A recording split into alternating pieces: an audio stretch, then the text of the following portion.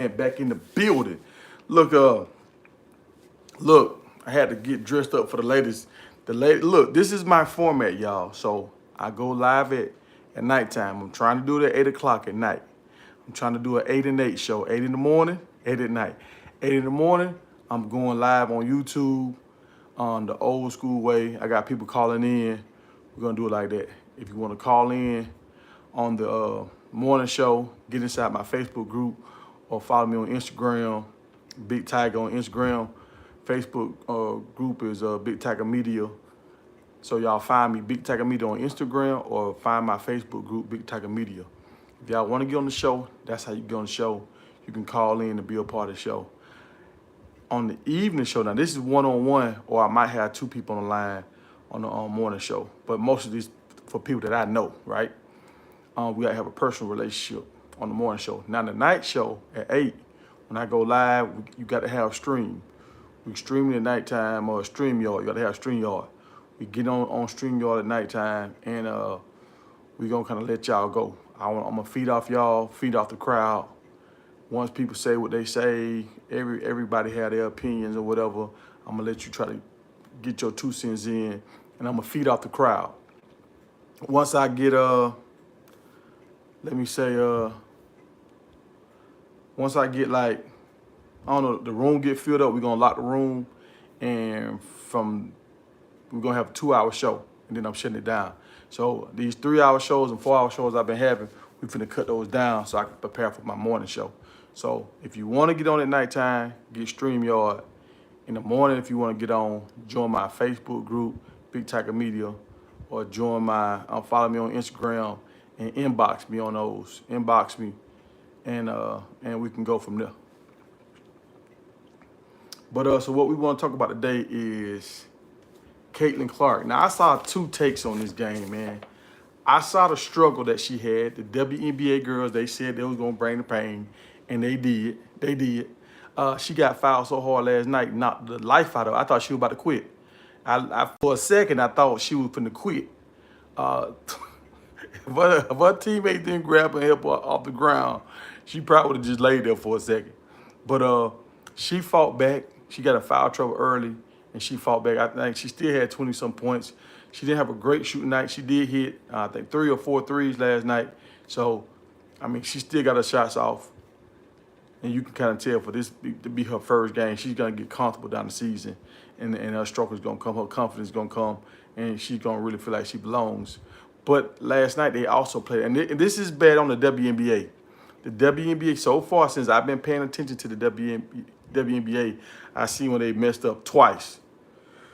So the first thing they did, her and Angela Reese, they played Angel Reese. Let me say her name right. They played on the same day, and they decided to air Caitlin Clark's game, and they didn't air Angel's game. They should have had those games at different times, so they could have got views from both of those games. Both of those games was must-see TV for the WNBA. So that's one thing they messed up on. Right here, scheduling. Caitlin Clark's first game was against the #1 defensive team from last year. You don't want to put a superstar rookie that's a scorer. Her first game is against like the toughest defensive team. That's not right. That's like Michael Jordan going against the Pistons, his first game out. You don't want to do that. You don't want to do that because now it makes it seem like she's not as good as she was hyped to be. And I saw the Sports Center's highlights. Sports Center made it seem like she was the star of the game. They didn't show nobody else highlights. They just showed her score her points, and they chopped it up real nice to make it seem like she was a superstar. But and honestly, I think she will be a star. I feel like more so than she let the people down. She did her thing. She was just playing against a good defensive team, but her team let her down. Like they gotta replace some of those pieces on that team. And I can see why they were able to pick her because they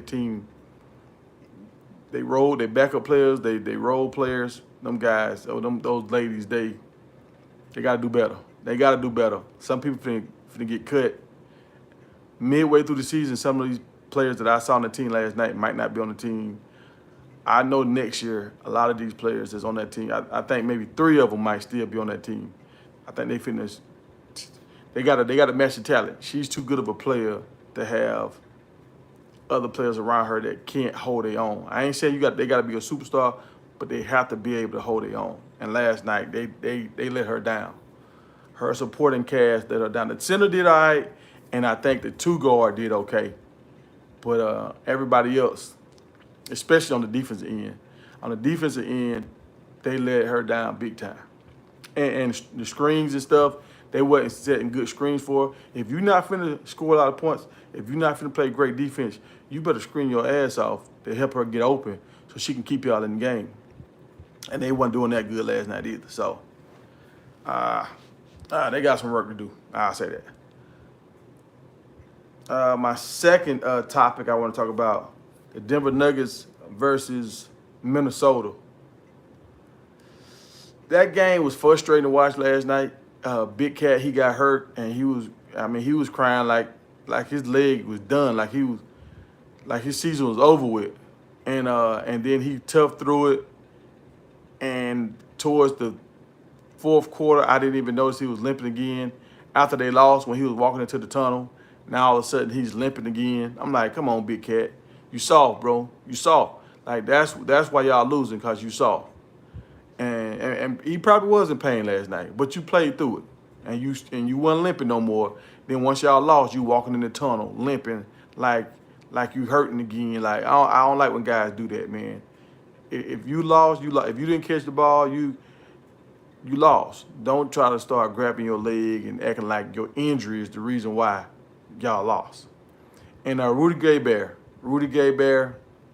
bro. We got to figure this thing out, man. You out there looking like you frustrated, like you got some problems going on with your old lady at the house. You out there playing mad and just making a lot of stupid plays. Like, y'all got to do better than that, man. Y'all got to do better. Anthony Edwards, you got to, in the clutch situations, you got to take that shot. That's why we was comparing you to Michael Jordan. Everybody was saying you that dog. And I understand you was making smart basketball plays last night. You was passing out of the double teams and triple teams. But when you got Rudy Gobert on your team and Big Cat on your team that's getting soft, you got to take the tough shots. You got to put the team in your back. That's what people want to see. People want to see you will your team to win, because the 2 big guys, like how you call them 2 big, you say your sons. These are my 2 7-foot sons. That's what they are. So in the 4th quarter, we want to see you shooting the ball, bro. We want to see you shoot the cover off. We'd rather die with you shooting the ball and you miss the shot than you to pass it off to Rudy Gobert and Big Cat and let these cats miss the shot or do an offensive charge, turn the ball over. Like, now the one thing I say about you, Ant, that I feel like you need to get better on is you lost the ball a couple of times. You got picked a few times, like they pick your pocket. We can't, in the playoffs, bro, we can't do that. You got to protect the ball. You have to protect the ball. And you was loose with the ball last night. And the other thing you got to do, you got to push the ball to your shooter.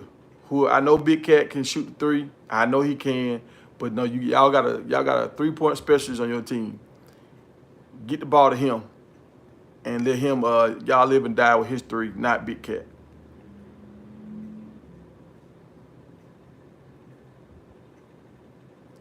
Hey, you're right. It is Gobert. It is Gobert. I call him Gay Bear because he's like a big old gay bear out there. He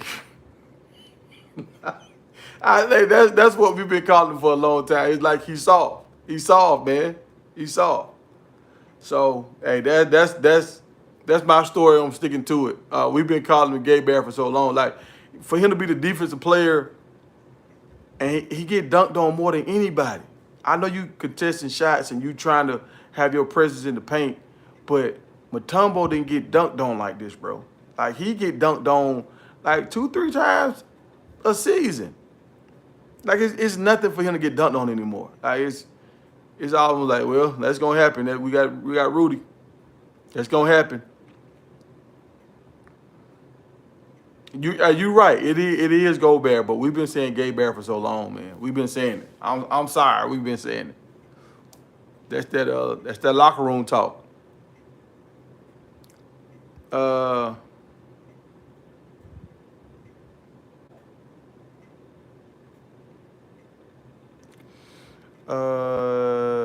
let me see. Hey, appreciate y'all for checking in.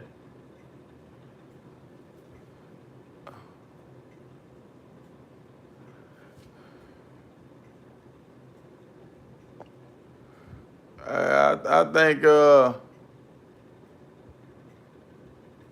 you have to catch me on my other channel if we can get into some of that stuff. Uh, but and the other thing I want to talk about, so it's do or die this next game. So I feel like I'm watching Michael Jordan all over again. I don't know if some of y'all old enough to remember this, but when Michael Jordan was trying to win his first playoff game or win his first series, it was hard to watch because you had high hopes he would start off the series good, scoring a lot of points, and then he would kind of like run out of gas.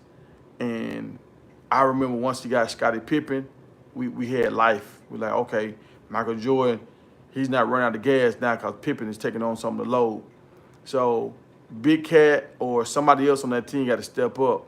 And I thought I want to say he's number 11 or number 9. I thought he was going to step up and give him some good minutes, but I don't know what happened to him last night. I don't know. It's like a lot of their team just like they getting tired, they quit, and they ready to go home and go fishing. It's like when they got up those 2 games, they thought the series was over, and now they don't have an answer. And let me say this right here, Joku, he's been doing a great job. Let me give him his props because I was hard on him when they lost those first 2 games. He came back, he fought back like a champion, like a real MVP. Last night performance was crazy. I think he was like 40, 49 and 13 or something like that. Like he put the team on his back. He's doing everything he needs to do to get a win from his team. He's also playing that soft defense that he plays, but he's showing up and he's staying on the court. He's not getting in foul trouble. He made a lot of big shots. He made a lot of dunks last night, and that's what I always want to see my big men when they dunk the ball because that kind of sends a message. He did everything last night. He shot the deep ball good.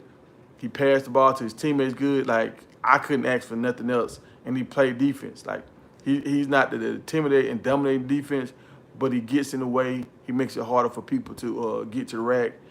And for his skill set, he maxed out his skill sets last night. So I'm going to give my man his props. I see why he was the MVP last night. All right, so in other news, we're going to talk about Justin Fields. Stories are coming out now talking about Justin Fields was kind of like a cancer in the locker room. They said he didn't get along with the other quarterbacks. And it was like how the other quarterbacks there liked all around the league and Justin Fields couldn't get along with him, whatever, blah, blah, blah. I can see how Justin Fields won't trust these veteran quarterbacks anymore because what happened to him in Georgia. Like, and I've seen a lot of these older quarterbacks say, I'm not here to mentor this guy. I'm here to keep my job because they're making millions a year. If you mentor this young guy, he's going to come take your spot. And now you might get cut next year. So I can see why these veteran quarterbacks, especially if they was a starter before, if you got a young gun coming up, you might help them a little bit, but you're not going to teach them everything because the more you teach them, the quicker they're going to take your job. And I think Justin Fields knew that. And I think Justin Fields looked at these 2 quarterbacks that were trying to mentor him and was like, look, our games are different. So why am I going to learn from you? I'm going to learn from the coach instead of learn from you. And I think the guys didn't like it. But he was the starting quarterback week 3. So if he was the starting quarterback week 3, his rookie year, he was doing something right. He was doing something right. Reports are coming out saying the Steelers might make him return kicks. And I don't know how true that is because you got Patterson. Patterson is a big-time kick returner. And you got Najee Harris. He's your running back. So y'all just signed Patterson to come to the team, just to be on the team. So I don't know where those rumors are coming from. Maybe they were saying he's so talented we can let him return kicks or whatever, just making a joke out of it. But I don't think Justin Fields will be returning kicks. honestly, I think Justin Fields is going to fight for that starting position once they get him in-house and he's able to throw to some good wide receivers and play on the team with structure. I think they're going to find out like, oh, wow, this guy is actually better than what we thought. Like, I remember watching Justin Fields in college and Russell Wilson in college. Russell Wilson was not as good as Justin Fields in college. He was not. He didn't have the talent. He didn't have the arm strength. He was a good quarterback. He was elusive. He made things happen. He had a knack for making big plays, but he wasn't who Justin Fields was. So I feel like Justin Fields, on a team with a good line and everything, he's going to be the difference maker. And I hope he can have the luxury to sit all year and learn, and the Steelers can re-sign him next year to a deal that makes sense for the team so they can keep putting talent around him. Because you notice a lot of these quarterbacks, they win championships when they on their first year contracts. A lot of times after they start getting the bulk of the money, the team is not good enough to make it a deep run. We saw it with Dan Marino, and we saw it again with Big Ben. Like, Big Ben played, and I think he ended up getting a second Super Bowl later on, but it was hard for Big Ben. It was hard once he got his big contract. It was hard for him to have the talent around him to let your team win games for you. Like when Tom Brady first came into the league, he didn't have to win all the games. His team was good enough to win the games. And you notice Tom Brady took those pay cuts so they could pay guys around him, so he always had a good staff. He did the same thing when he went in Tampa. I think in Tampa, I don't even know if he got paid. I think he got like league minimum or something and made sure all the pieces around him was paid.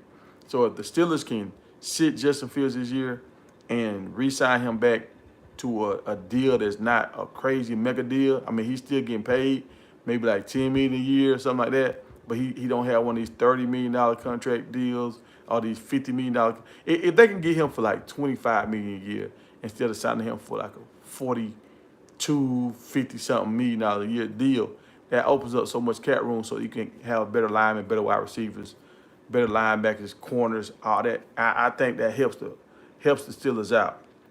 So I think they're going to sit him all year. And from what I've seen from the Bears, a lot of guys were saying Justin Fields was a great guy. They was actually upset when they was talking about shipping him off. And let's not act like the Bears tried to help Justin Fields be great. They brought him in a number one receiver, his last year there. He didn't have a great offensive line. That's why he was able to start at the beginning in the first place, because the offensive line was so bad. He had 3 different coaches, and they never catered to him. I've seen other shows talk about it last year, the year before last, how they didn't really get him any weapons in the draft. They got subpar defensive players around him. They traded all their good defensive players, Khalil Mack, and the great linebacker that went to the Ravens. So the Chicago Bears did not help Justin Fields, but right now they gave Caleb Williams so much to work with. Coming in, he got 3 number 1 wide receivers. He got a good offensive line. He's in a way better situation. They talking about building a dome in Chicago for Caleb Williams. So I hope Caleb Williams have a great pro career. I hope he does much better than Justin Fields. But if he does do better than Justin Fields, it's not because Justin Fields was not good. It's because the situation is a lot better. The situation that he's in is a lot better than the situation that Justin Fields was put in.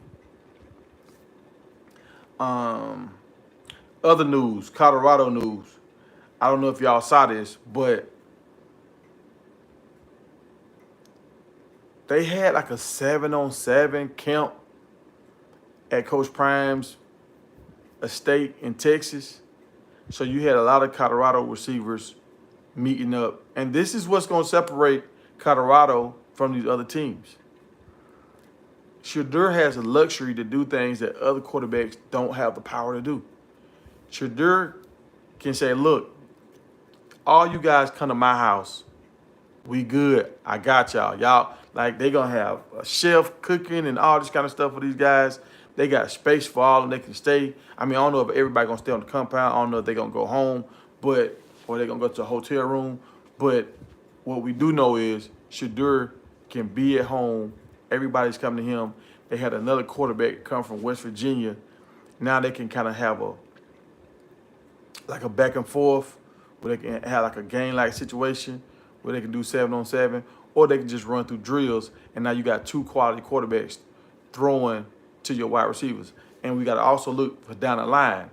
Next year when Shadur leaves, if they can't land a top 5-star quarterback to come in there to Colorado, this quarterback from West Virginia might change over. He might come over because now he knows all the wide receivers. He's going to see how talented they are. He's going to see what kind of chemistry he had with them. He might transfer to Colorado. And this is perfectly legal as long as Deion Sanders is not out there. If Coach Prime is not out there with him, he can do this. So this is crazy. Like, they gonna have film, everything that they can break down. The quarterback select is there. He's gonna work with the quarterbacks. I mean, this is crazy.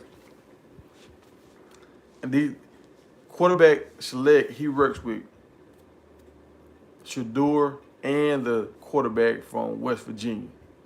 So these are both of his clients. He get to work with them right there. He get to give Coach Prime feedback on how Shadur is looking and the quarterback for Virginia. I'm sorry, I don't know the quarterback from West Virginia name, but he just popped up on the radar last night. So too much going on for me to really research him like that. But this is a big time win for Coach Prime. You got all your wide receivers there. You know your guys ain't out getting in trouble. They working. They getting better. And I don't know if y'all know, but Colorado was voted inside the top 10 with teams with talent this year. They in the top 10 with NFL talent. I think they was ranked number 7 with NFL talent on their team. So it's looking real good right now for Colorado. I think Colorado has finally arrived. The team that we wanted last year, I think we will see that team this year. We got some question marks with the running back position. We still got question marks with the DB positions, and we still got some question marks with the linebacker position. But I think the offensive line has enough beef now. We have enough bodies where we can rotate, and you have a good quality backup. You got a bunch of versatile guys that they brought in that can play center all the way to tackle. So, and I think you got 3 guys like that can play center all the way to tackle. So if some guys go down, we got 3 guys that we can move around. And what I'm afraid of is some of the guys that started for the spring game, will they even be starters come this fall because so much talent that we're bringing in? And we're not just bringing in big, tall guys no more. We're bringing in big guys that got good feet and they play for nice programs. So there was highly talented guys coming out of high school. So the offensive line is looking real good. The receiving core is crazy. I'm surprised I think we was top 10. I think we made the top 10 wide receiving core, or maybe we was left off the list. But I think we was top 10. So we number 7 for overall talent, draft talent, and I think we number 10 for wide receiver core. So, and Shadur, some people saying Shadur is the number 1 quarterback.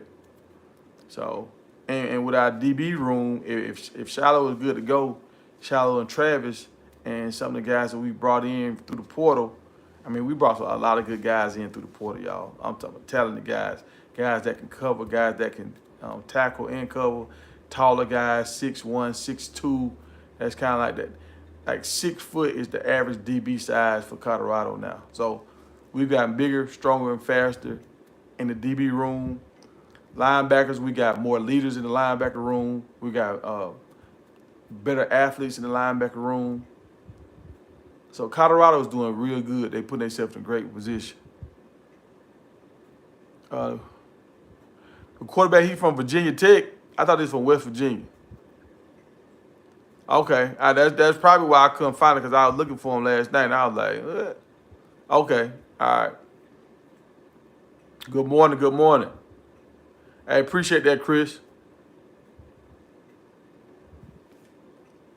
But I feel like we're doing real good. And for y'all that want to get on the show at nighttime, make sure y'all download StreamYard. We will be going live at nighttime.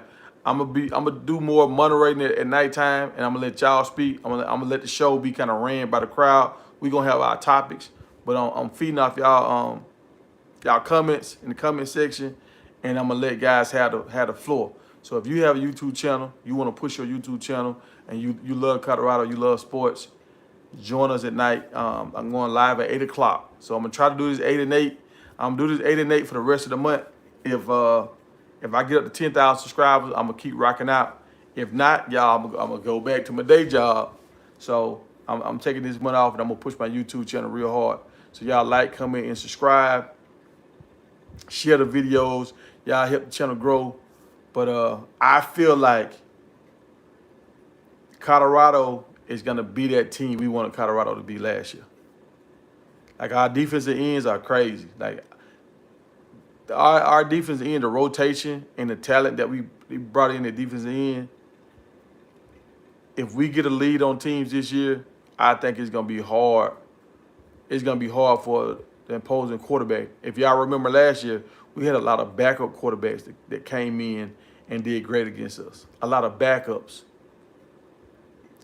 Guys we didn't even know who they were, and they came in and did great stuff against us. And I think part of that was the defense coordinator, his fault. Some defensive coordinators, it's two different kind of defense coordinators. You got some guys that watch the film and they say, okay, this is what this guy like to do. This is what this offense like to do. We're going to take these things away from them. And then you have some coaches that have their scheme, and they're going to run their same scheme no matter who's in there. And this is what we do. We do this better than what you do. And I believe in my guys, and I believe we can stop y'all. So last year, I think the Alabama ex-defensive coordinator, I forgot his name now. I don't know, is it Brian Kelly? I think it's Brian Kelly. I think he had a complicated scheme, and he was one of those kind of guys that try to take away what the quarterback likes to do. So if your quarterback likes to throw deep routes, he's going to try to take that away. If the quarterback likes to do play action, he's going to try to take that away. But what happens is, if they take that quarterback out the game and they put in a quarterback that you never seen before, or you don't have a lot of tape on, now you don't know what he likes to do, so you don't really know what to stop. And I think that's the kind of defensive coordinator he was.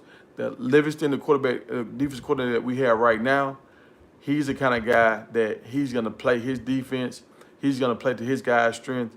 And hopefully the talent that he has on his defense is just going to outshine your offense. I think that's the way he does it. I heard him say a few things. I heard him make a few comments. And he's already said, like, we don't have a certain style of defense right now. I'm going to see who my players are, what my players like to do, and we're going to form a defense around the personnel that I have on this team. So I can see him changing and morphing the defense depending on who he decides to start. And I got you right there. The jury is out, because we never seen this DC call plays in crunch situations. We haven't seen it. The first game, I think it should be a cakewalk. North Dakota, their top receiver transferred out. They really don't have a great offensive line. So the first game, we might not be able to see what we really have. And we should dominate that game. They don't have the DBs to run with our wide receivers. And I don't think they're going to have the wide receivers that can get open on our DBs. So that first game might be fool's gold. But the second game against Nebraska got a better quarterback, and that's what hurt Nebraska last year. They had terrible quarterback play. And Nebraska, they have a top 10 defense. So I don't know if we're going to put a lot of points up on Nebraska. If we put a lot of points up on Nebraska, now we know Colorado's offense has arrived. But if we don't put a lot of points up on Nebraska, with Nebraska's new quarterback, we'll find out how good his defense is. We'll find out real quick.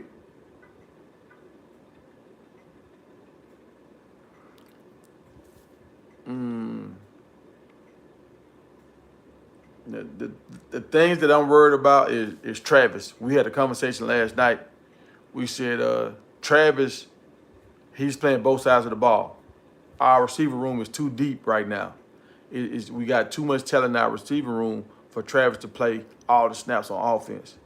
I think Travis needs to get plugged in here and there, third downs, maybe some special plays if they know they want to run like a certain down and distance. Like with Shermer. Shermer is an NFL coach, like a former NFL coach, right? So in the NFL, they call plays for down and distance. They have certain plays drawn up for certain situations. So if we know we need like 8 yards or 12 yards, and you got to play for Travis, sub Travis in and let Travis run this play, let him catch the ball, get a first down, then you pull him back out the game and let these other receivers get in the game. And at least if you're getting in the game and you're able to run out there and you're able to get blocks and just to feel the game and be a part of the game, you feel like you're a part of the team. If you're a highly talented wide receiver and you watching a cornerback play wide receiver and catch all the balls and you on the bench, I think a lot of guys, that's going to turn a lot of guys off. And some guys might hit the portal. And that's what I don't want to happen. I don't want that to happen because we need these wide receivers to stay on the team to attract another good quarterback. And we talked about it last night when we compared, is Travis the clear-cut best wide receiver on the team? And a lot of people saying, not really. He good at this, he good at that, but he's not the fastest. He might not be the best guy when it comes to jump balls. And so it's a lot of other guys on the offensive side of the ball that can do things just as good as Travis or maybe better than Travis. When we looked at the defensive side of the ball, we couldn't say the same thing. Travis was clear-cut the best DB. So I want to see Travis more on defense because I feel like we need him more on defense. On offense, we don't need him as much. And we got to keep it a buck. Travis has been injured the 2 years he's played college ball. He came in with a surgery, so he was already dealing with something when he got to Jackson. I mean, he was looking good running through the drills, but I think he had some kind of surgery, and he had to miss the beginning of the season when he was at Jackson State. Last year, we had a cheap shot. So, I mean, you get a cheap shot. A cheap shot is a cheap shot. You can't control it when you're in the air and somebody hit you with a cheap shot. But he missed some games. So this year, going into his last year, well, it could be last year in college ball, I want to see him play every game. That's my goal for Travis. I want to see Travis get a pick six, and I want to see him play every game. Now, I haven't seen him get a pick six yet, and I haven't seen him play every game yet. That's what I want to see Travis do. Yeah, y'all hit the like button. We got 21 people in the room. Y'all hit the like button so we can get at least 10 likes in here. And we should have 21 likes in here.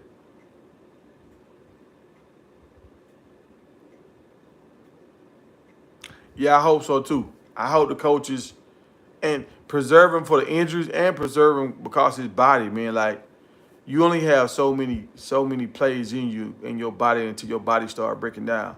And I know Travis is an exceptional athlete. He's doing stuff like a lot of guys have never done. But that wear and tear on your body and your knees, that's a real thing. So I don't want him to burn himself out. I've seen a lot of great players that were super good, like some running backs that was really good, and the coaches gave them the ball. Then after like 5 years, they was done. Their body couldn't take it no more. I've been around guys that during the off season, they had to have ice packs on their knees and stuff during the off season because their knees and stuff were so inflamed. So I don't want to see Travis get used up and we lose 6 to 5 years of his back end years.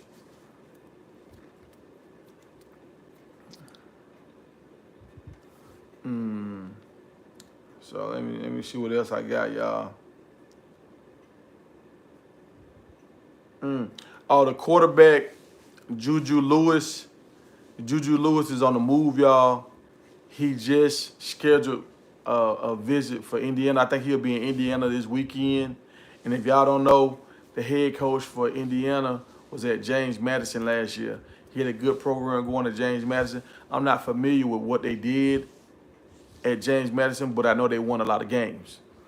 If y'all don't know, but it's a cornerback from James Madison that bust on the scene. He's like a short guy, maybe 5'9", 5'10", but he was playing amazing ball at James Madison, and he wanted to come to Colorado.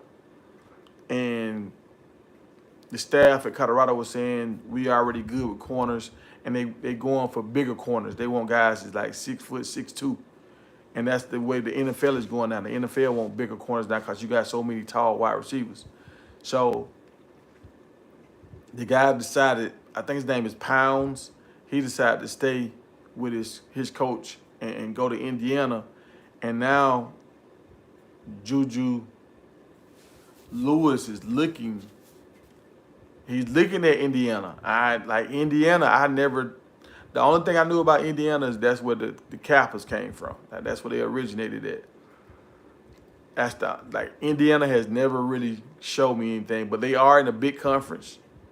If you go to Indiana and you're able to put together a string of wins, you will get some big time press coverage because they're in the Big Ten. You're gonna be playing against Ohio, Michigan, Oregon, USC. So they got a nice conference, and they could get some big wins. But I don't see Juju. I don't see him going there. The three teams in my mind that he might go to is UCLA. No, not UCLA. No, hold on. Let me back that up.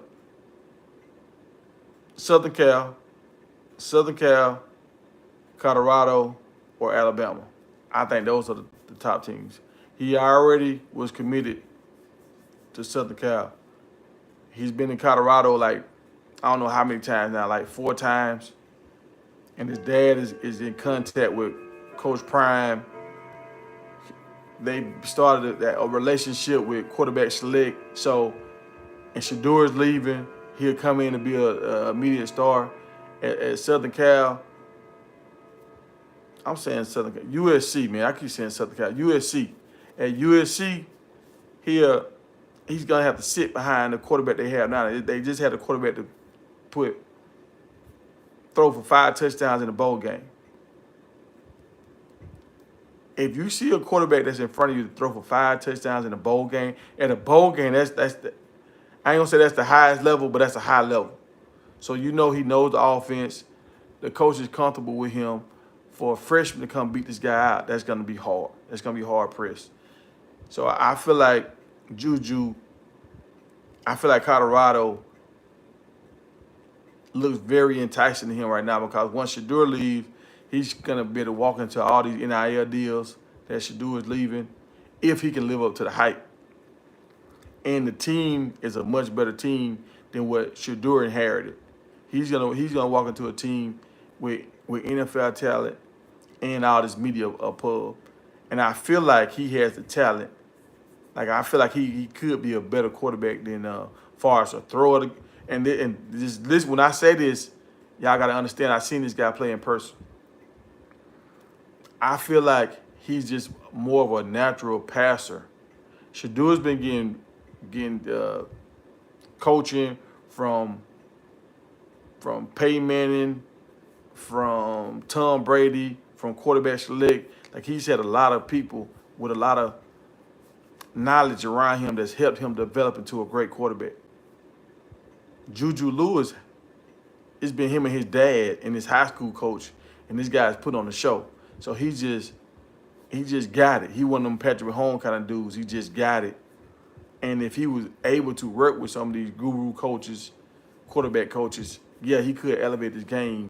And if he could get in the system that's going to allow him to throw the ball 40 times a game with some wide receivers that can actually go get it, big hands, they can run after the catch, they're going to make him look even better. So, to me, Colorado has more talent than USC right now. If you on that list of talent to go into the league, USC wasn't even on the list. So Colorado is starting to be a better destination. But the other team that might come up on them real fast is Alabama. If y'all can remember, the new head coach for Alabama just had a great quarterback. He put up Patrick Mahomes kind of numbers 2 years back to back. Like, he put up some of the best numbers when it came to throwing the ball. And Alabama is closer to his house than Colorado and USC. So Alabama has a chance to land Juju. And I think Alabama's going to have a lot of money to pay him with. I don't think Colorado has all that money yet. Colorado is still coming out of the hole. This year right here, Colorado should be out of the hole. But Coach Prime is doing some upgrades to the facilities. So when you're doing upgrades to the facility, that's taking away some of your money. And now Coach Prime is going to be looking to get a new deal. If they make it to the playoffs this year, or if they even make it to a bowl game this year, Coach Prime is going to be looking for a new deal. I think that's why Coach Prime did not sign that extension, because he know, okay, if I sign this extension now, y'all gonna get me for a steal. If I wait until we win a bowl game or we make it to the college playoffs, now I can demand more money.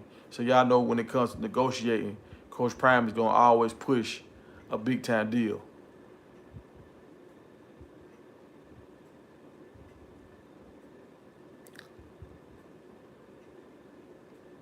All right, so I was right about that, Southern Cal. Okay, all right. Appreciate that. Do they get paid to visit schools? Nah, they don't get paid to visit schools. Actually, they have to pay if it's not an official visit. They have to foot the whole bill, especially if it's not your junior year.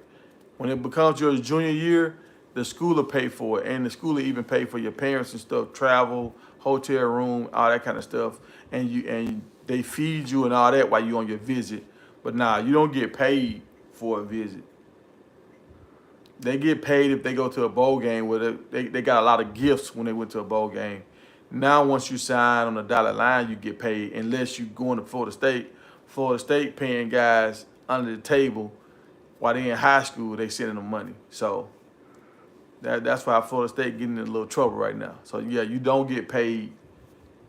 You just get the experience, and your parents don't have to come out of the pocket. But if it's your freshman year, your 10th grade year, and you going to all these different schools, you have to pay this out your own pocket as a parent. So it can be costly for a parent if you got a superstar child, and if you're trying to take him on all these visits.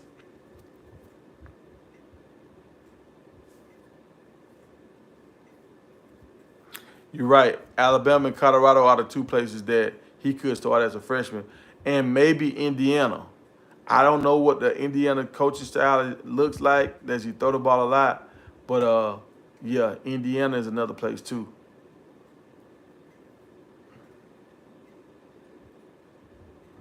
But I just don't feel like Indiana has the talent level. Like, they don't have the talent. USC can get the talent. Colorado has the talent. Alabama can get the talent. Indiana, they can't. They won't be able to compete. Not with Ohio and Michigan and Oregon. What's going on, Shirley? What's happening, Diggs? So I think that's what's going to happen with Juju Lewis. I feel like Juju, his dad has defended Coach Prime a few times, and that don't hold a lot of weight. But at the same time, if you're defending a person, sometimes you care about a person. Sometimes, if you don't care about a person, you don't care to defend their name. That don't concern you. But he's defending Coach Prime, so I think he has a little place in his heart where he want to see his son play for Coach Prime.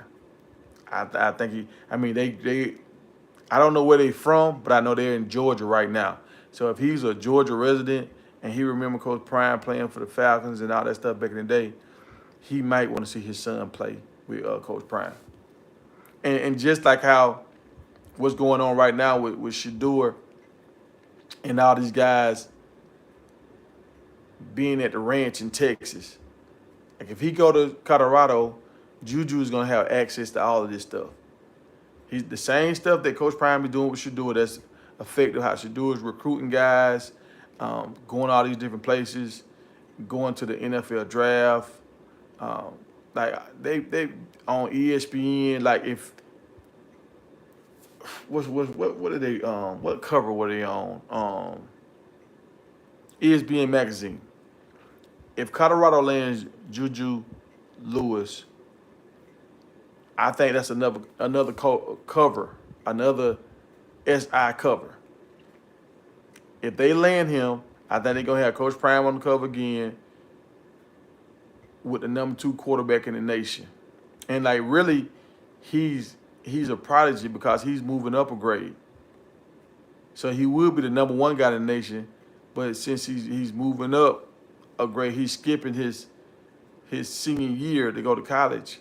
That just shows you how talented this guy is. So now him and Prime will be on a private jet, going to the photo shoot. It might be him, Prime, and Jordan Seaton going to the photo shoot because now this is the new Travis and Shador, Jordan Seaton, and Juju. And now you put yourself in position to attract more big-time offensive linemen, big-time defensive linemen, because they say, okay, I remember they said this all the time growing up. The offensive linemen are never really in the headlines. The only time you hear about the offensive linemen is when they mess up. That's not the case in Colorado. We hearing about Jordan. We hearing about Jordan all the time. Like it's a lot of positive a movement around Jordan in Colorado. So, and like Jordan is helping Coach Prime recruit. Jordan Seaton is a part of that brain out there in Colorado. He's buying into the program. He's bringing some of his family members in. I think he got a cousin that's coming in, and I think he got a little brother that plays running back. I don't know how good he is, but I know he have a little brother that plays running back. So Jordan is part of that brand. Coach Prime gonna have him for another 3 years. He's gonna try to get Juju to come in there. He's gonna try to get whatever top quarterback to come in there so he can block for a top quarterback so they can compete for a title. Like after Shador and Shallow leave, if Coach Prime signs a new deal, I think now is playoffs or bust for the next 2 years. And then after that, I think it's championship or bust. Championship or bust. Like that's the goals for Colorado.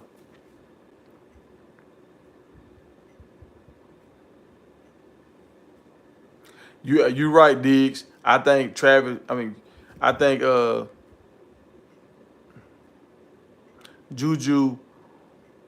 will have another Travis type relationship with Coach Prime. I believe so. I think Jordan and Juju gonna have that same relationship because you gotta understand what Shador is doing right now. It helps Coach Prime navigate behind the scenes so they don't get violations.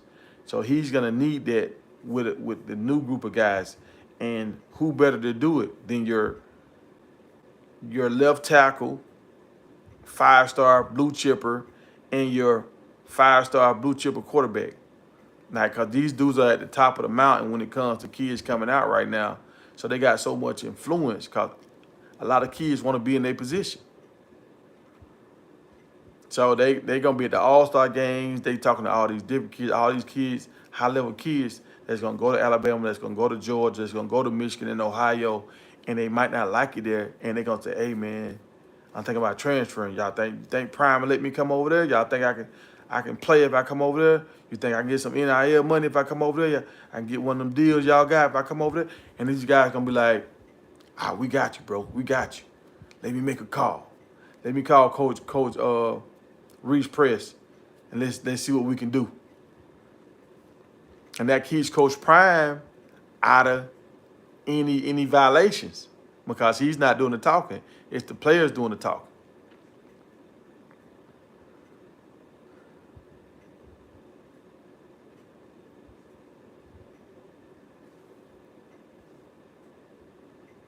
And you're right. The way Jordan did that announcement, it was very smart. It was strategic. Like that was great. Like, and I was talking to the guys last night. Like, look how Jordan came in and embraced the program and tried to uplift the program compared to the way McClain came in. Like, McClain came in and he did it. He went on $1 million worth of game. I think that's the show, $1 million worth of game with Rallo, and and it was about him. It was about him coming to Colorado and what he was going to be able to do with Prime. I never heard him really talk about Travis. I never heard him talk about we trying to get other guys to come there. It was just about him. And I ain't knocking him at all. I'm just saying when Jordan did it, it wasn't about Jordan. It was about Shador. We finna come here and block for Shador. If y'all want to come play for a coach that looked like you, like he was like on the campaign trail. Like, I feel like I was watching Joe Biden going against Trump. He was trying to get people to buy into Colorado. He was trying to get players to buy into Colorado, and look what has happened. Players have bought into Colorado. Now we got the number 7 most talented team when it comes to draft picks, guys that's scheduled to go in the draft next year. And I think Jordan was a big piece of that. I think he was a very big piece of that.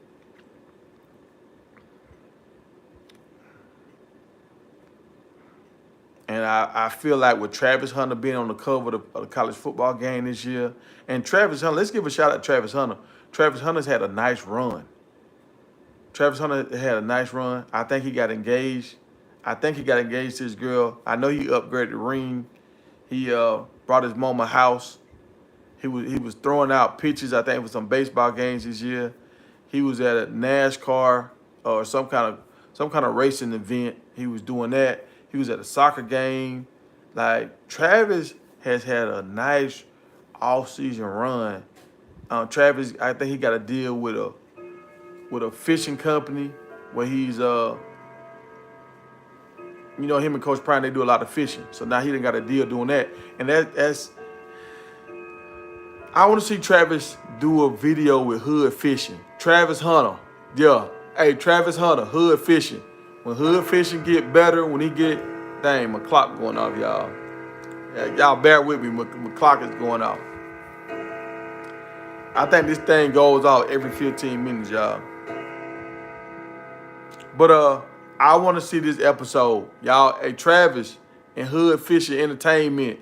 Y'all, when you get better, when you get healed up, do an episode with Travis down in Miami catching some peacock bass. I want to see. Coach Prime has never caught a peacock bass. Dog, do an episode with Coach Prime and Travis. Bro, you going to get 1 million views, bro. And Warren Sapp. Sapp say he love his. Have a charter boat with Prime, Travis, and Warren Sapp. Dog, you'll get locked in with Travis sponsor. DM probably can lock you in with some people, and Warren Sapp, he know people too. That'll be great for your channel. That'll be a great video for you to come back off of after being shot. Colorado, they embrace you, Coach Prime. He made a video for you or a statement talking about get well soon. So they embrace you, dog. Reach out. Have your team to reach out to Well Off Media, Coach Prime, however, and do a video with them, bro. That'll be great for your channel. That'll be great for your comeback. And it'll be a great experience for Travis and Coach Prime. Because Coach Prime has never caught a peacock bass. He love to catch bass, but he's never caught a peacock bass.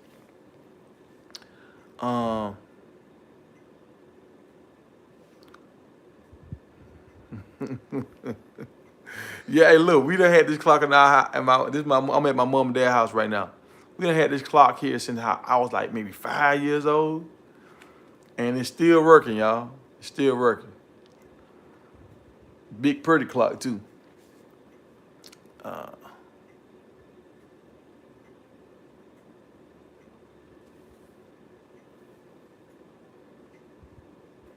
No, I didn't see the fishing video with Linebacker Brown. I didn't see that. No, I heard he fished too. You right. You right. He does fish. And Coach Prime was saying something when he made a play. He was like, "I can still fish better than you," or something like that. Yeah. So yeah, you can have Brown on the boat too. Yeah. All Brown, Travis, Coach Prime, Coach Sap, and Hood fishing. That'll be a legendary video. That'll be a legend. They can probably even throw catch 'em all in there. I don't know if y'all know about catch 'em all. They probably can throw a catch 'em all in there too. That'll be for sure. That video will get millions of views, millions. And they need to go to like a private pond somewhere. Some big. See, that's what Dion can do. Dion can reach out. Y'all heard about this, right? Coach Prime got arrested fishing one time, right? Ooh, this would be nice. This would be nice, y'all. See, this how my mind work, y'all. I'm getting excited now. So, Coach Prime got it's a video. Well, and Coach Prime talked about this. So this is not a bad thing. This is just like a time in his life when Coach Prime was rebellious. But in his hometown, there's an airport there, and they got some big ponds out there, right, around the airport. Because you know when you have a whole bunch of pavement or whatever, you have to have holding ponds for all that water. So when it rains, that water has a place to go. So over the years, these ponds have been out there, and nobody's fishing them because they close to the airport. So they don't want nobody fishing on that pond, and you go crazy or something, you just run out onto the airport. So they don't let nobody fish out there, right? But Coach Prime stays by this place. So you know how you just ride on back roads close to your home, and Coach Prime found out how to get to these ponds. Now they got a bunch of signs saying no trespass, all this kind of stuff. Coach Prime, he went back there and he was just fishing. And it's so far back, nobody can never really see you. He used to walk down there and fish, and nobody could see him. So he decided to take his whole boat down there. So he took his boat out there, he fishing, and now since he got his whole boat out there, they can see him on the boat, right? So now they call in the authorities or whatever, and the authorities pull up. They're like, "Hey, you can't fish out here. You got to come in." And he was like, "If I come in, can I go?" And they was like, "Nah, you got to go to jail because you trespassing. We're gonna take you to jail." And he was like, "Man, the fish are biting, man. The fish are biting. They are really biting." He was like, every time he threw a lure out, they was hitting it because nobody ever fishes this pond. So they don't even know not to bite it. They just see something moving, they think it's food, they hitting it. So they was like, "Look, come on in." And they're like, we gonna book you once you come in. And Coach Prime like, "Well, hell, if y'all gonna book me, I might as well get my money worth." They don't have a boat. They can't come out and get him. They just walk around the shore. So Coach Prime, he stayed out there a little longer. He kept fishing. And like he don't catch fish and bring them home. He catch and release, right? So Coach Prime said he kept fishing till he, kind of got his money worth or whatever, because he knew he was going to jail now. When they brought him in, when he came in, they arrested him, they booked him or whatever, and y'all can look it up. He got a big smile on his face. When he took the mug shot, he got a real big smile on his face because he was just like, "Man, I went to jail for fishing 5 minutes away from my house," and he got a big cheese smile on.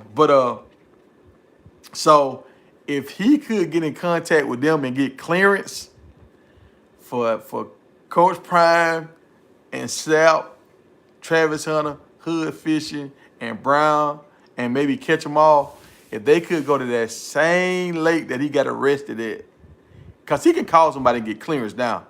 Now he a big wig now. He know people that know people. He can call DeSantis. I bet you Coach Prime can call DeSantis, and DeSantis can call somebody at the airport and they can get that thing cleared. But that'll be a great video. That'll be big time for Travis Brand. That'll be a big time for Hood Fishing, and I think they'll have fun.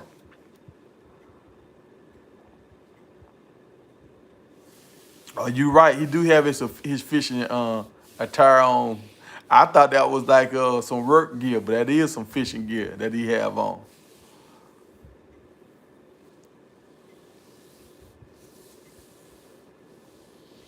Yeah, you're right. The folks in the tower, they saw him. They saw because he had his whole boat, and they was like, "What the hell is that on the water?" When he would just walk down there and he was fishing from the sideline, like from the shore. they couldn't really see him because the trees and bushes and stuff. But I guess he decided to take his boat out there because he probably couldn't find a good spot to get his cast out there in the water. So Prime, that's the thing about it. Like Arnold Schwarzenegger, he said that he was like, if you want to be successful in life, you got to bend the rules a little bit. So you're gonna have to take chances. You're gonna have to do stuff, and you're gonna have to just live with them consequences. A lot of cats say that like, if you're gonna do something, you got to be willing to take that lick. And Coach Prime was willing to take that lick. He was willing to go to jail about fishing out there, but he said he had a great time. What's up, Andrew? Good morning.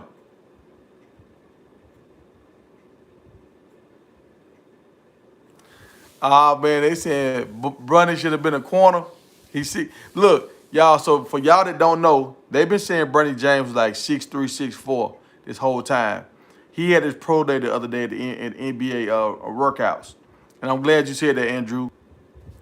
I don't know what's going on, but it's not raining. My internet acting crazy, but he was like 217, I think. So he's undersized. But did y'all see his shooting performance? He was like 17 for 22 with his 3-point shots, and he had another. I mean, he had a great performance. He was like number 2 overall when it came to shooting at the whole camp. He was like the number 2 player. He was shooting the cover off the ball. So how do y'all measure that? You know he athletic because we seen him dunk the ball. So if you 6'1.5" and you dunking, that means you super athletic. I mean, we've seen guys smaller than that play in the league. Will he be a liability on defense? Yes, he will. Will it be harder for him to get his shot off? Yes, it will. But he's more athletic than Curry, and we've seen what he just showed the other day. He can shoot the ball. And I think when they did the open run, he actually had a good open run.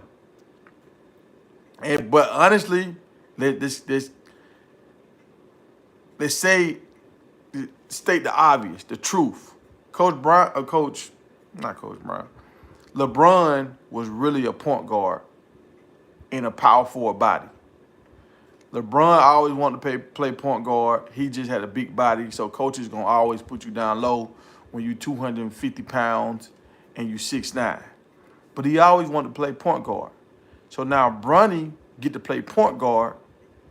He's learned from his dad. He know how to run an offense. He's gonna get his team in situations. You know, LeBron is not a selfish player. Back in the day, that's what point guards used to be. Point guards used to be the guys that ran the team, and but they weren't the most athletic guys. They could dribble good.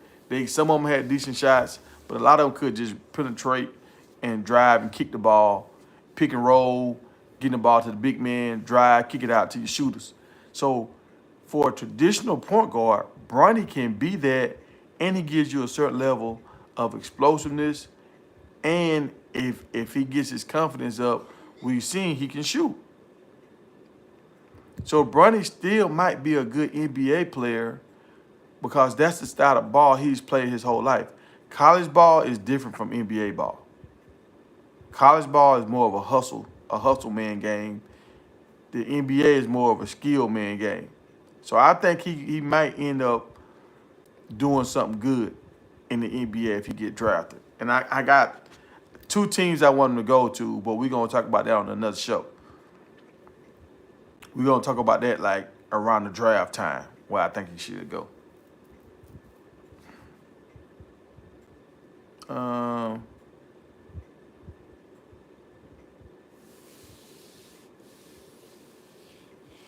Man, what's going on, country girl shenanigans? Oh, you talking about I got my Florida? Oh yeah, I got my Florida shirt on, y'all. I had to dress up and look a little sexy for the ladies. You know what I'm saying? I had to look sexy for the ladies. Uh,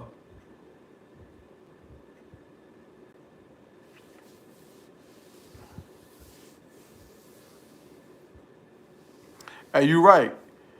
Basketball players, they make good corners because they got quick feet, especially like point guard stuff. They got quick feet, and they used to using their hands, like guarding people one-on-one. So yeah, they do make good corners. But I don't know if Bronny. I don't know if Bronny about that life. And y'all know Bronny had that heart issue. That man don't need to be out there hitting nobody with that heart. He got cleared by the NBA, though. The doctors, they cleared him to play in the NBA. So that's crazy. LeBron and Shaq's son both had heart issues.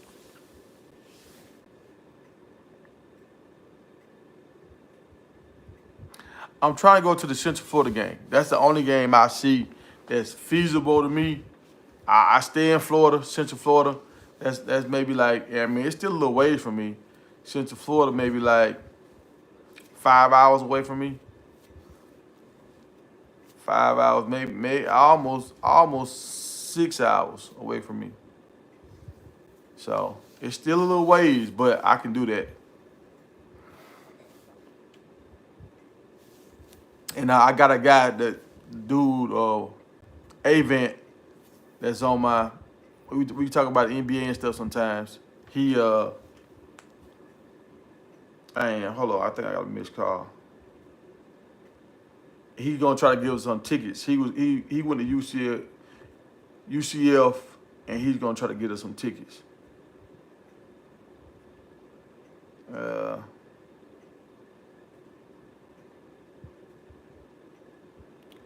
gotta respond to a guy. So that might be the game. I'm gonna try to see can we get some press box tickets. Maybe not, but I'm gonna try to get like 10 tickets on the same row. If we can get them 10 tickets on the same row, if I got some people that's rocking with me and we don't have any YouTubers that's coming, I'm gonna try to get y'all some tickets. Now y'all gonna have to reimburse me, but I'm gonna try to get y'all some tickets so we can all sit in the same section if we can make it happen. I mean, my guy said he know the athletic director there, and he gonna make a call and make it happen. We will see.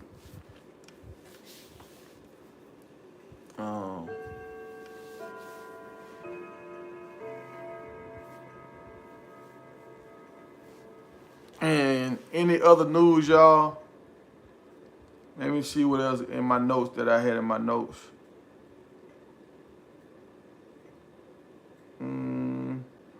Did anybody watch that Goldberg interview last night?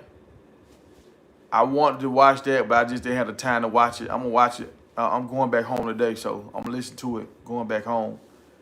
And Goldberg, y'all know the wrestler Goldberg, his son signed with Colorado, so he did an interview last night. And they had a part 2 of the Hood family interview. Oh, we found out last night the Hood brothers that's coming to Colorado, they got a cousin that's, I think he's a preferred walk-on to Auburn too. Their whole family was an Auburn family, like Auburn. They was all going to Auburn. But Auburn didn't offer the young Hood brother the running back because he hurt his knee. Georgia offered him. So in the SEC, you can hit the transfer portal, but you can't transfer to another SEC team in the spring. I think you can in December, but not in the spring, right? So the brothers want to play together because it cuts down on the travel for the parents. And they don't have to be flipping back and forth trying to watch 2 games. So they decided to come to Colorado. They got a cousin that's in Alabama. He's a Hood too. His last name is Hood. And he was Defensive Player of the Year in Alabama. I think 7-8 football, like the highest level of football. And he was going to Auburn. But I think that he was going to Auburn as a preferred walk-on. So I don't know if he's undersized or what, but he was going to Auburn as a preferred walk-on. Now with the cousin hitting the transfer portal, that opens up a scholarship. If he don't get a scholarship offer from Auburn, he might decide to take his talent to Colorado and go play with his cousins. We will see. I tried to look him up last night. I tried to find some film on him. I couldn't find nothing. Maybe I'm gonna go on On3 or one of these websites. They might have some on Huddle. They might have some film on him. But parents, if y'all have a kid that plays ball, you need to have his highlights on Instagram or on YouTube. Like Huddle and all that, yeah, a lot of coaches go on that, but it's hard if you want people to help promote his brand, it's hard for a lot of people to go find that stuff on Huddle because they want you to have these memberships and all that. it's easy. If you put them on YouTube, they get more exposure on YouTube, and they get a lot of exposure on Instagram, and some exposure on TikTok. TikTok ain't really the platform for that.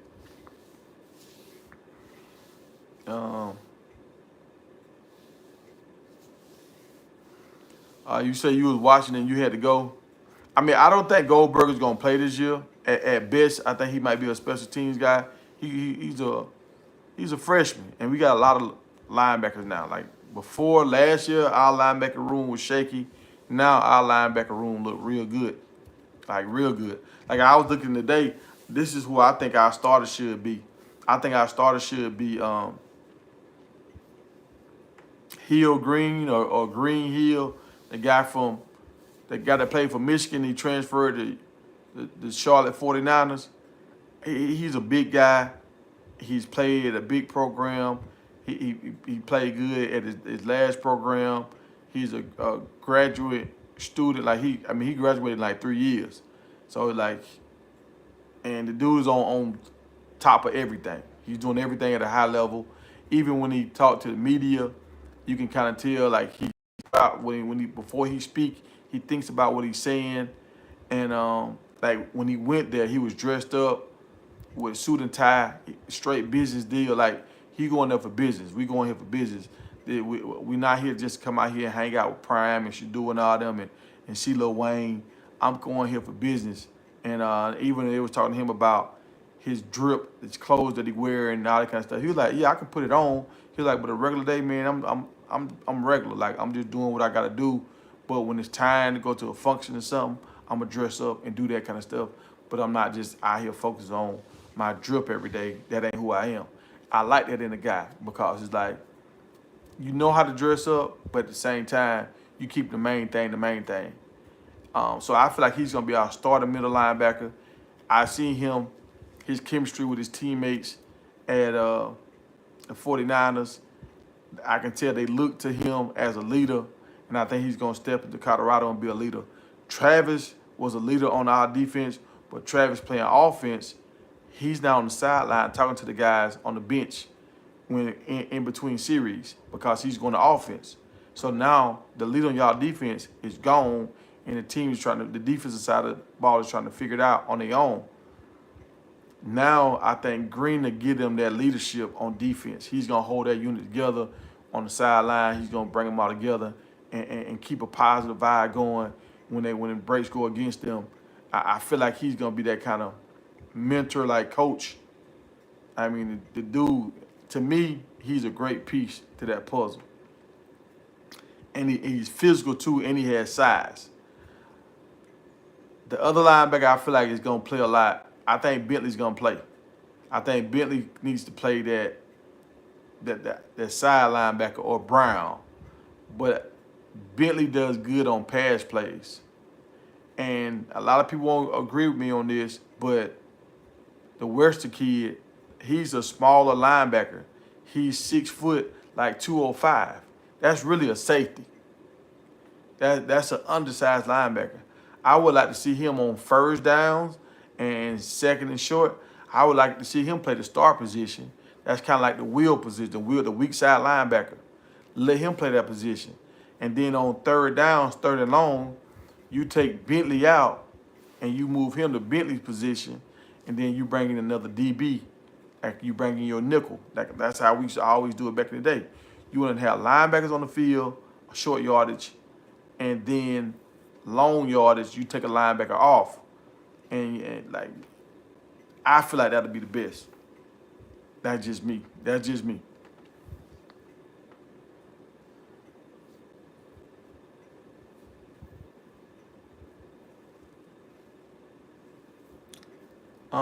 That's why. So you saying the Hood brother, he was an undersized linebacker. That's why. That's probably why he a preferred walk on. Okay, made sense. I knew something was wrong, and that's what I was thinking. I like he probably too small.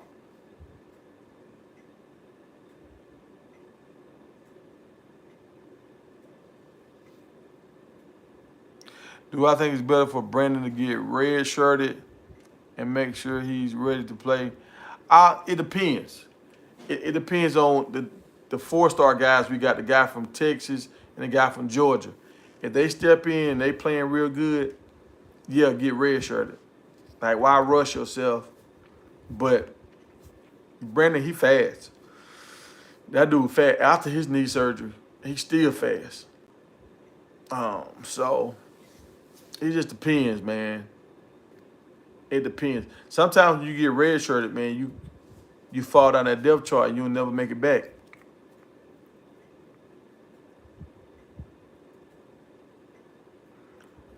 Trevor Woodhouse.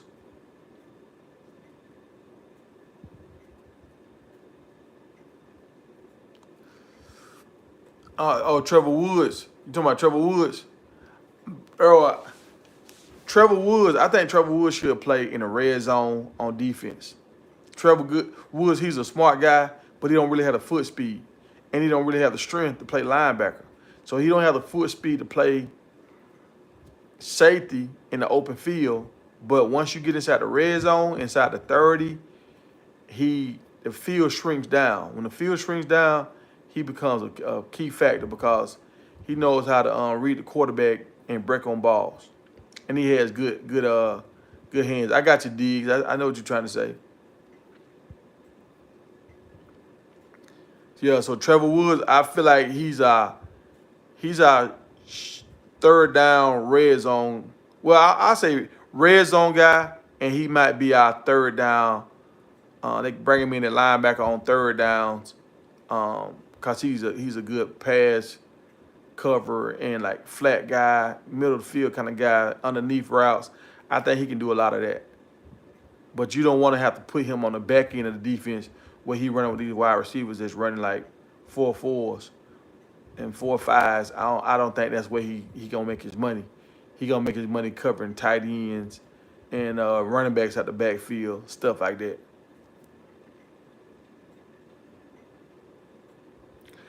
Well, he a linebacker now, but he really ain't big enough to be a linebacker. Like if we play against a team, like y'all saw last year towards the end of the season, they put him at linebacker towards the end of the season last year, and them teams was running at him, and he really don't have the body mass to fight off those blocks. Like that's a skill that you learn over years. You can't just learn how to fight off blocks in a few months and be effective on a power 4 level. That don't. You got to have a certain level of strength and skill to be able to do that. So I see him playing third downs a lot on our defense. Underneath, if we like at the 50 or something like that, I see him playing linebacker. But if we go if we get inside the red zone, like our back against the wall, they trying to score on us, I can see him coming in playing safety or anything because now the field is short. The other guy who you talk about, Charlie, I want to see Charlie get a shot. I ain't gonna lie. I want to see Charlie get a shot. I think they'll really go crazy. And if y'all look at it, Charlie was on the third string offense going against the first string defense, and he was still breaking out, making plays. So I feel like if Charlie gets with that first team offense, and let's keep it a buck, Charlie got the ball. He got like 37 carries before Coach Prime ever got there. So he's not a young guy. He's been in that program for 3 years. He's already got game experience, and he showed us that he can do it against the first string. And like from what I've seen, he don't fumble the ball and stuff either. He looks nice. He a little undersized, but he kind of like a broke man McCaffrey. Like I don't think he got the top end speed as McCaffrey. I don't think he's the athlete that McCaffrey is, but I think he can do some of the things that McCaffrey can do.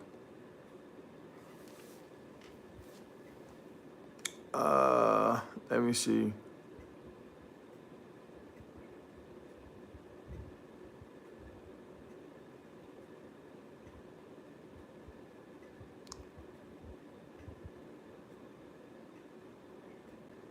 Yeah, he's a smart player.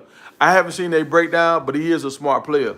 That's why I say third down and in the red zone, he know how to read the quarterback. He understands what offenses are trying to do, and he know how to beat them to the punch.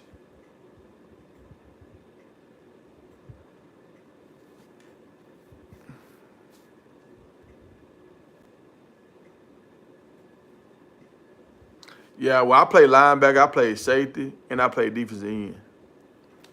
So I played it all. I even played a little running back. I could play tight end and wide receiver.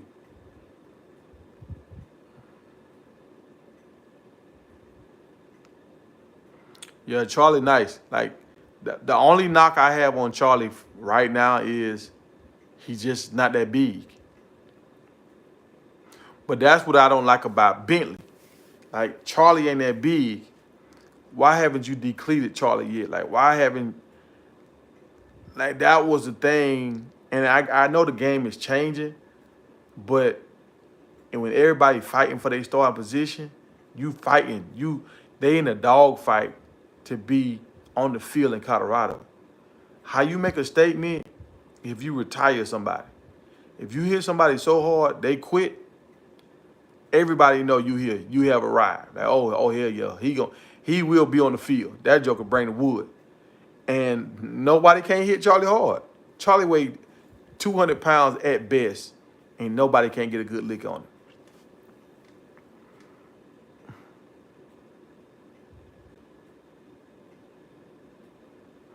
Uh,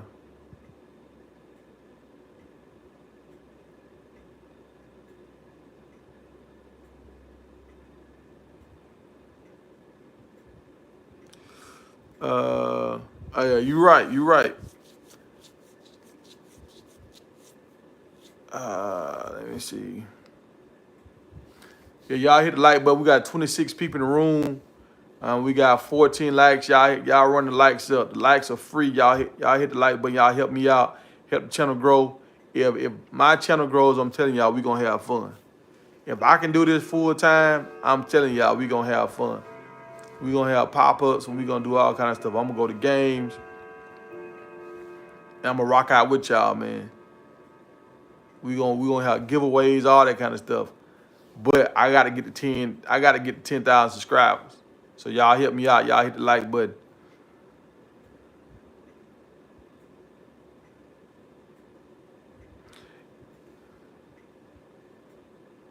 Yeah, he need to be on the short side of the field.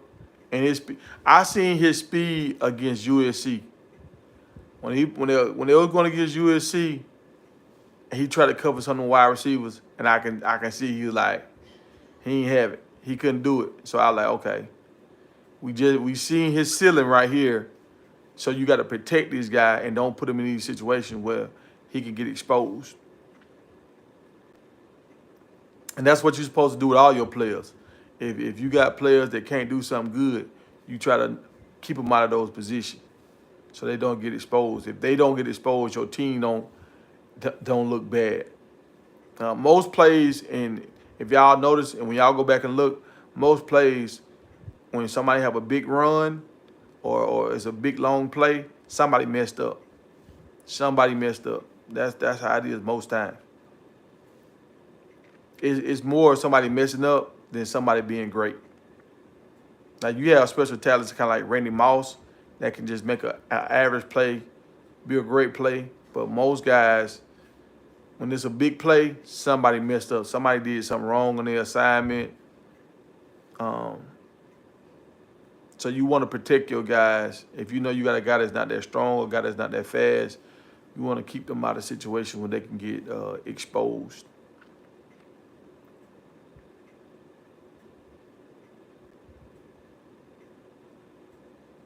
Oh, yeah, you're right. JB did hit Charlie one time hard on the sideline. You're right. You are absolutely right, Chris.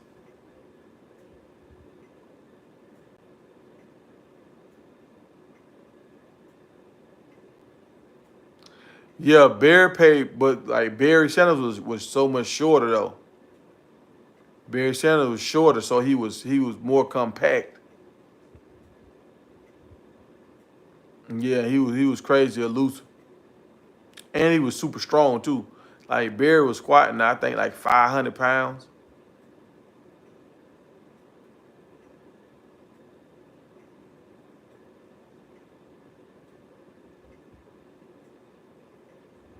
Yeah, I did a little. If y'all watch on my if y'all go check out my Instagram page, Big Tiger Media Instagram page, I got a video when I got JB where he got like 4 arms, and he looking real. I was looking at the pictures, and both of the pictures you could see his arms like his guns real good. I was like, dang, he looking ripped up on both of these. I'm gonna just use both of his arms because I didn't know which picture I wanted, and it's a good picture. I hope JB have a standout year. Honestly, I hope all these dudes win, man. I hope they all have great years, and I hope they all do what they good at doing. And the one thing that Coach Prime said that I didn't like about JB, he said he couldn't figure out what he want to do. He didn't know if he want to play inside, want to play outside. He was like, now he kind of figured it out. But like with me, I was that same kind of guy. I could play inside, I could play outside. Juju Lewis was that same kind of guy. He could play middle linebacker or he could rush off the end. So when you got a guy that can do both, use that. Use that. Don't say you got to decide which one you want to be. Nah, that Derrick Brooks was the same kind of guy. Derrick Brooks could play in the middle. Derrick Brooks could play on the outside. London Fletcher was that same kind of guy. You want versatile linebackers like that can play the run or they can rush off the end and help you with your pass rush. That way you don't have to take them off the field. So I hope they embrace that about JB and let him be great. Let JB be great, man. I just want to see how JB get off his blocks. I really haven't seen him engage and separate from blocks. I know Bentley have a hard time with that, separating from his blocks. I haven't paid attention to JB. One person I was sad about that left, y'all, the dude for London, he left. I wanted to see that dude play, man, and I thought that was good for Coach Prime brand because now you're gonna have London people looking at the game. And now that's the second London guy we done ran off. I kind of hate that.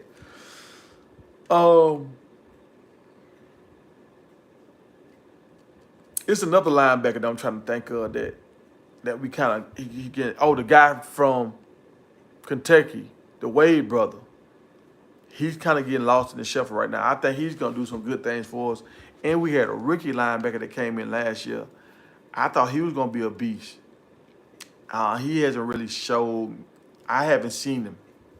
I haven't seen him flash on the tape yet. That don't mean he ain't doing nothing. I just haven't seen him on well-off media. And another guy that we got coming in, I don't know if he's going to start this year, but he looked like he was a big-time linebacker. He was like 6'2", 6'3", out of Florida, 220 pounds, and he was bringing the wood to people, y'all. He was knocking the paint off people. So he might be able to sneak into, I know, at least special teams, because that dude got crazy hitting power. Like I'm talking about he hurting people when he hit them.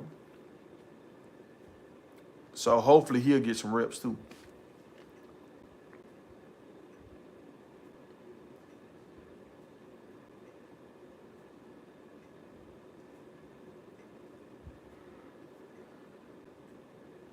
Yeah, you're right. You're right. He did. They kind of told James Houston, like, look, we want to see you do this, and they locked him in at a position. Um, and I just don't understand why you can do both. You can do both. You can walk down and put your hand on the ground, or you can stand up.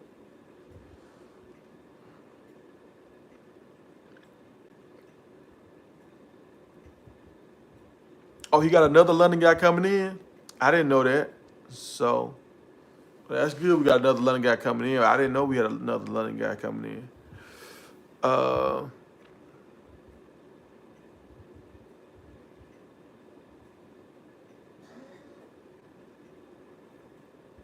uh, Barrock. Barrock. I don't know him. I gotta look him up. Let me see. I think I remember seeing that name. Let me look him up real quick.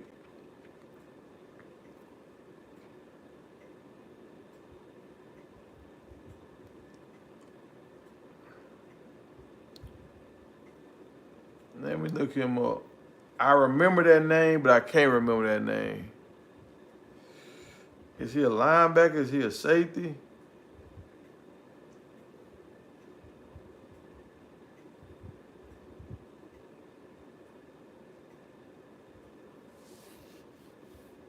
Uh,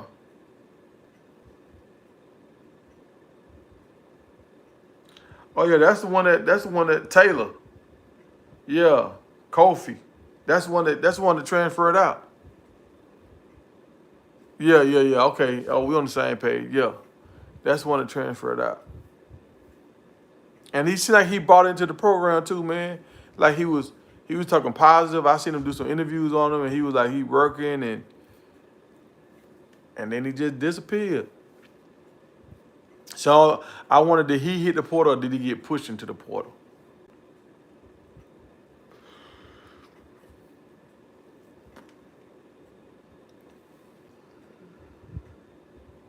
Yeah, I seen Wade. I thought Wade was gonna come in and make a big splash. To me, I think the Wade brothers should have went to San Diego. If they went to San Diego, I think the quarterback would have had a chance to start, and that brother would have had a chance to. Both of them would have had a chance to start if they went to San Diego. San Diego or like Georgia State, somewhere like that.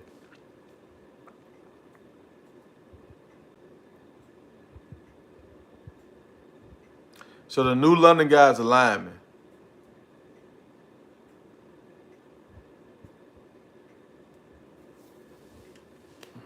I got you. I got you now. I got you.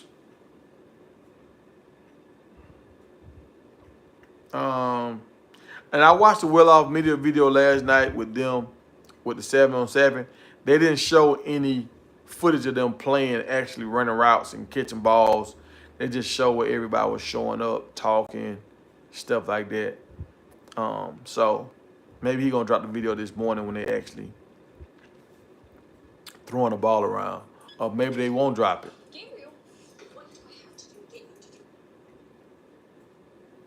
So we will see. I don't know if Angela Reese played tonight. If she played tonight, I'm gonna try to watch that game. I like Angela Reese. I think the WNBA, even though Angela Reese, she a little wild and she have fun though, and I think I'm just speaking as a man. I like seeing her have fun and play around and do what I'm used to girls doing. Like she brings something extra to the game. I'd rather see Angela Reese doing all that kind of stuff, dressing up, instead of Dwayne Wade and Odell Beckham and all these boys walking around here with their shirt unbuttoned and looking like with high heel boots on. I'd rather see Angela doing that and the WNBA girls doing that and having fun, being sexy, and not the guys doing that. So I like what she's bringing to the game. Like I see some videos where her and her teammates are dancing and stuff, and they on their Megan Thee Stallion stuff now, but they being girls. Like I've always been around girls that played around and had fun, and there was teases. Like I like seeing ladies do that kind of stuff more so than I like seeing ladies trying to look like dudes. Because if I start comparing you to a dude, now I gotta hold you to the same standard I'm holding NBA players to. And I think that's why the WNBA really wasn't. It wasn't. It wasn't the same. It wasn't the same. So I like what Angela Reese is doing. She's starting to make us look at the WNBA uh, as ladies, which they are, and not as like men.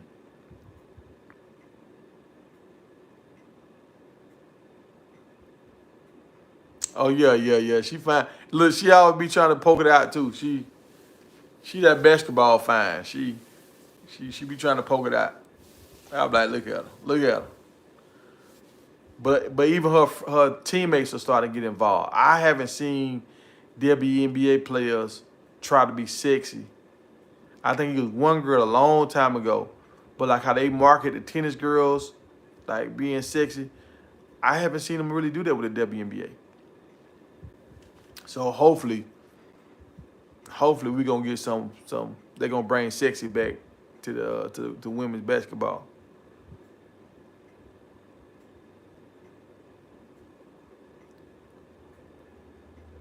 Let me see.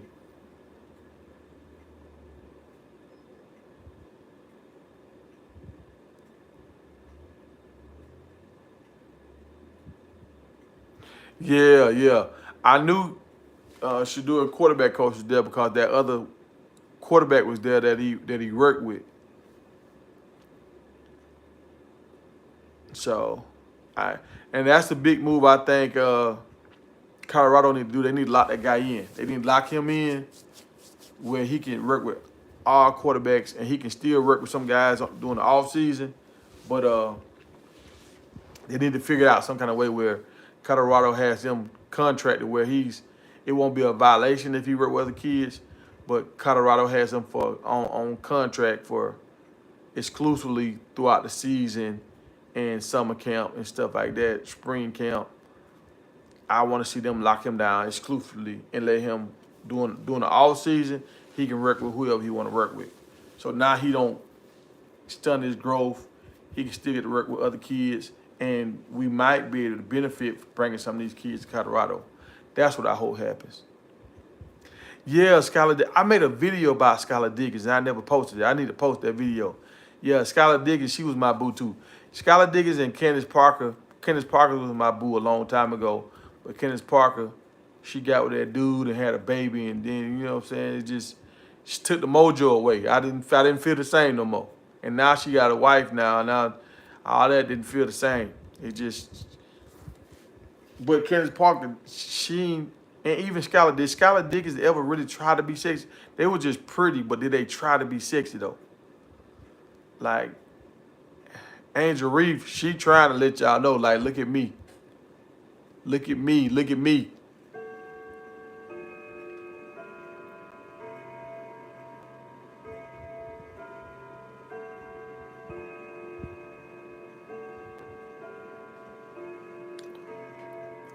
Me and Promo, we was talking about how whatever the sorriest team in the WNBA is, they need to hire that coach from Texas, and then they need to get that high school coach that got fired for being too fine, and then he'll be the assistant coach. And we need to have a talent show every game, cause that coach from Texas, she bringing it, and that coach from high school was bringing it. Like if y'all gonna lose, let's bring some sexy out here. If we gonna lose, let's lose looking good. Let's lose looking good. Cause I would go to a game. I'll tell you, I'll put right hand on the Bible. I would go to it. If I knew that Texas coach was gonna be there, and that coach from the high school that got fired for being too sexy, if I knew both of them was gonna be on the same bench at the same time, I'd go just to see them. I don't even care if they win or not. I go just to see. And I want to sit up front on the front row, right by the bench, right behind the bench. I hope she stand up the whole time.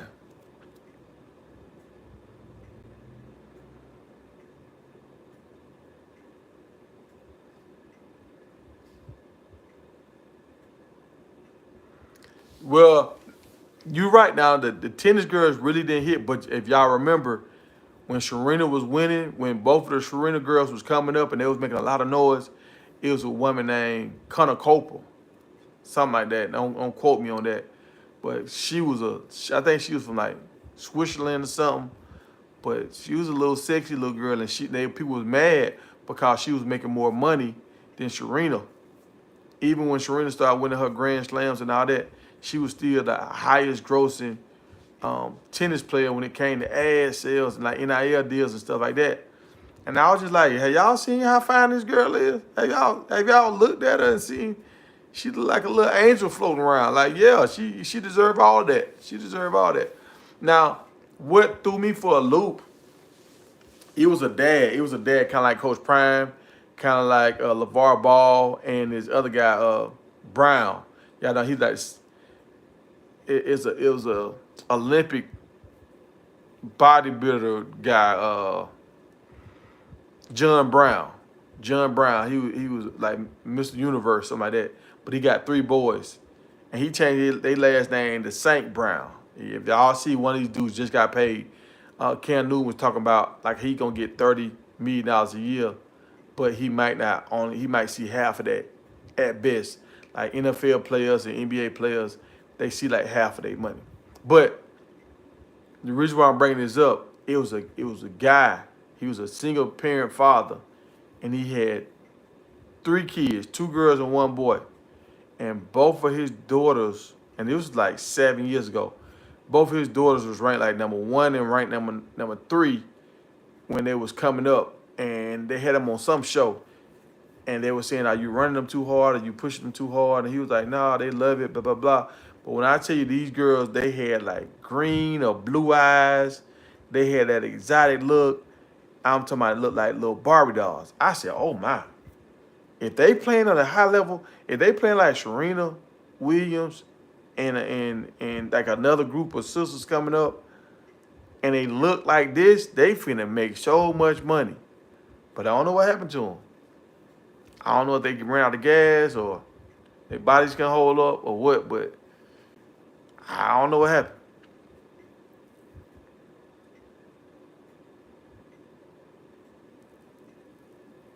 Uh,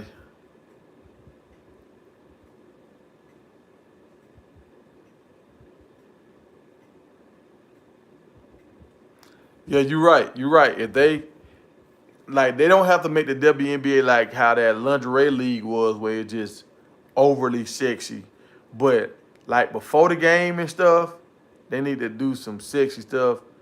And I think they need to have like some makeup people on the sideline or something. They need to do something where you keep it where the girls are feminine.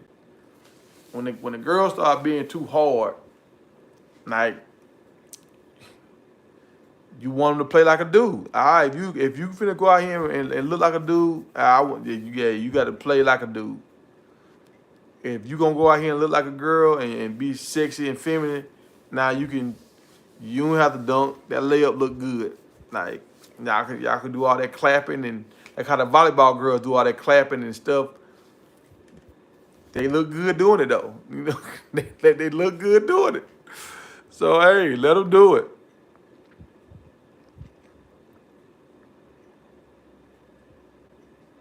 Uh, yeah, Anna Konokovia. Yeah, that was her name. Yeah, yeah, she was nice. She was nice.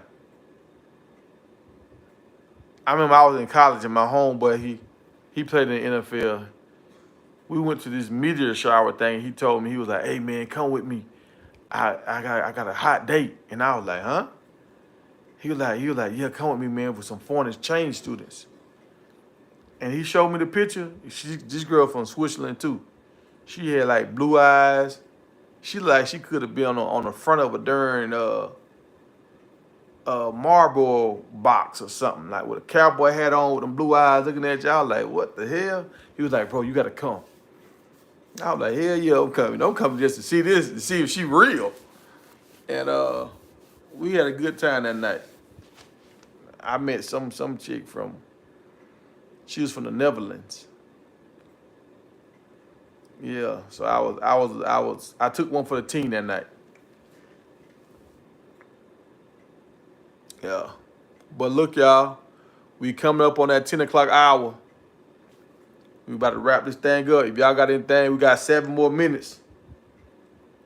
If y'all got any questions, anything y'all want to throw out there,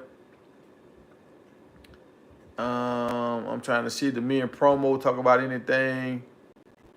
And I will be on tonight at 8 o'clock tonight. That's for the guys that want to jump on, ladies. And I want some ladies to jump on. I want a lady to jump on. I might have to have a ladies' night because last night they got a little wild and crazy last night. I might have to have a ladies' night on Friday where it ain't as crazy. Them dudes was yelling about everything. What color Colorado uniforms on? They want to argue about everything.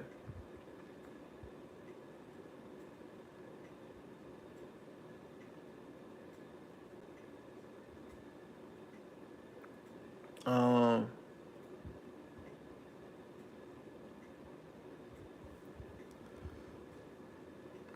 but yeah, so if y'all want to promote your channel, if y'all want to be a part of the conversation tonight, we going live at 8. We going live at 8. So I'm gonna keep trying to do this 8 and 8, 8 and 8, and if I get to 10,000 subscribers this month, I might could turn this thing into a full-time gig. If I don't, I'm gonna have to keep this as my part-time gig, and I'm gonna have to go back and punch that clock. Yeah, Diggs, I see you checked out last night, but it was late last night, man. It was late. And tonight I'll be engaged, fully engaged. I won't be watching the game tonight, so we'll be locked in. And I'm gonna have my whole lineup tonight, popping with questions. We talking about the SEC schedule tonight, like which games that we looking forward to see. Now we got Colorado, their game, their times. We're gonna talk about that, and we talking about a lot of the beginning of the season stuff, and who's the best quarterbacks. We're gonna talk about the top, what top 5 quarterbacks you see coming out this year. I got my eye on a few guys, but Rico Knowles had a good interview too last night, y'all. Where he dropped a good video. Rico Knowles dropped a good video talking about the top 10 quarterbacks, and he made the guy from on 3, I think, look foolish. Like Rico knows, he knows some stuff now. He might come across a little harsh, but hey, if you listen to what he's saying, he know what he's saying.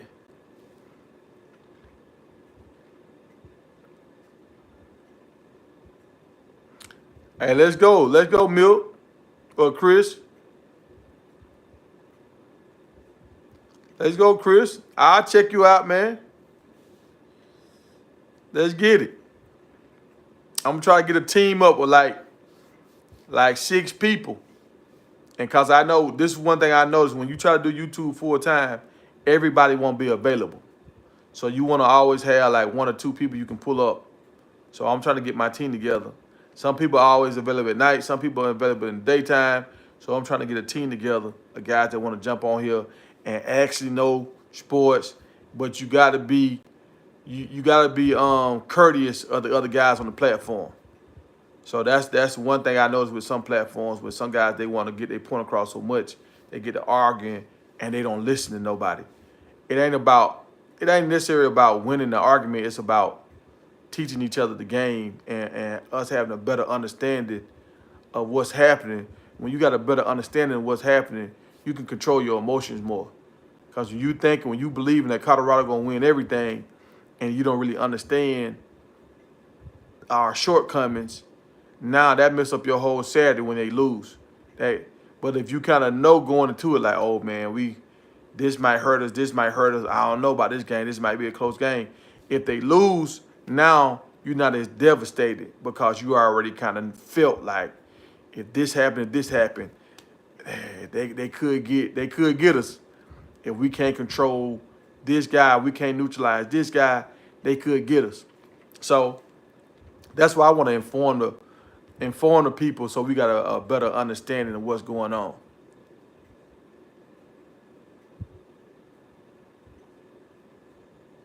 Nah, I don't know anything about Buff and Prime and Rico Knowles beef. I don't know anything about that.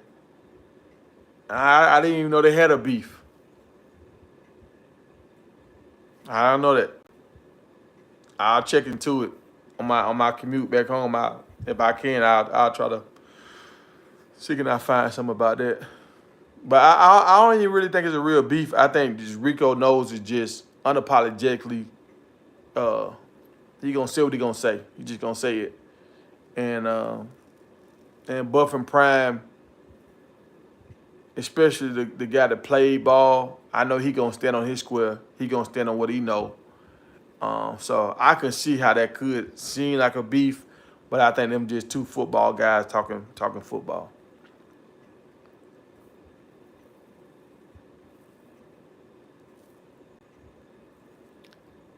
Pat Moore at App, nah, I didn't play with him. I played with the guy on what's the analyst? I know his name. I can't think of his name right now. DJ. Now he worked for NFL Network. Daniel Jeremiah. He was my quarterback at App. Daniel Jeremiah, and I played with Daniel Wilcox. He played in the league, and I played with Troy Albee. He played for Indianapolis, and a few other guys end up going to the league too.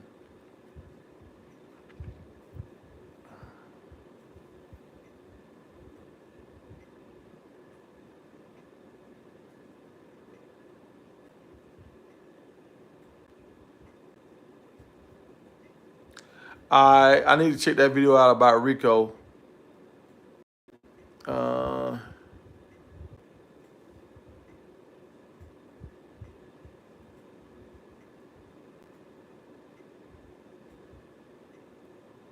Now you're right. Rico, Rico believe in what he believe, and he don't believe in what you believe. And I mean, you got to prove Rico wrong. You got to prove him wrong. And if you prove him wrong, he might say, "Well, shit, everybody get lucky." But you need that sometimes.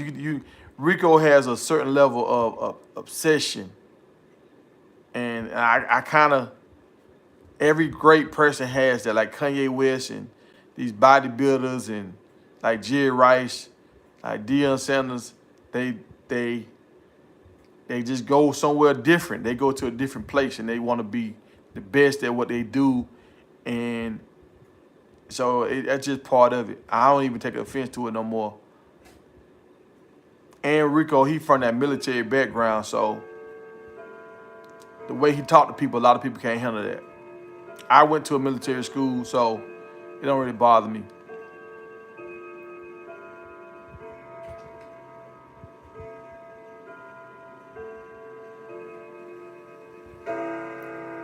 All right, Chris. I'll see you tonight, Chris. Hey, it's 10 o'clock, y'all. My clock going off. So we're going to wrap this. I'll see y'all tonight at 8. That's 8 Eastern time. 8 Eastern time. Hey, you're right. You're right, Frederick Q. He do have sound information. I think I'm going to follow Rico this year because I like betting on games. So I think I'm going to follow a lot of what Rico say this year and see how it pan out. I might become a part of his VIPs. Cause I love betting on betting on the game. That junk is a adrenaline rush like crazy. Nah, he say he wrong sometime though. He says he got a category. He said he got a list of when he was right and when he was wrong. He said the list of when he was right, those videos are a lot longer than the videos when he was wrong. So he said he hold himself accountable. I haven't seen this yet, but I'm just kind of getting into Rico, so I might see some stuff this year. We will see.